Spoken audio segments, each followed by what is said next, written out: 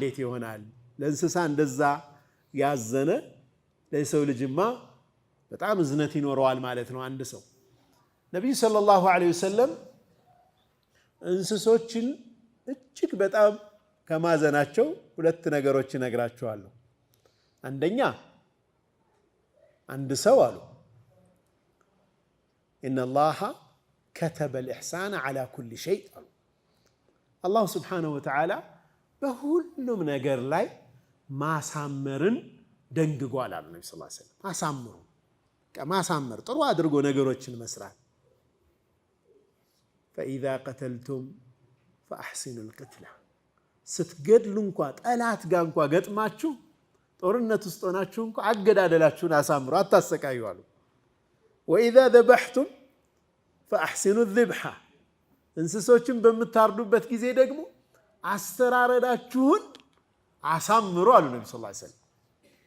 ፈልዩሕደ አሐዱኩም ሸፍረተሁ ወልዩሪሕ ዘቢሐተሁ፣ ከእናንተ ውስጥ ስለቱን በደንብ አድርጎ ይሳብ፣ ቶሎም ያሳርፍ፣ ቶሎ ያሳርፋት ያችን እንስሳ። ለሌላ ሰሐቢይ እንደውም ከፊቷ ላይ ሲስል ማለት ነው ምን አሉት? አቱሪዱ አንቱሚተሃ መይተተይን፣ ሁለት ጊዜ ትገላታለህ እንዴ? ዘወር ብለህ ስለህ መጣ አታርዳትም? ፊቷ ላይ እንዴት ትስላለህ? ይህ እዝነት ለሰው ልጅስ እንዴት ሊሆን ነው? መልከቱ። ሌላው አንዲት ወፍ እየጮኸች ነቢዩ ሰለላሁ ዐለይሂ ወሰለም ጋር ትሽከረከራለች። ጀይሽ ነው፣ ሰራዊት እየሄደ ነው።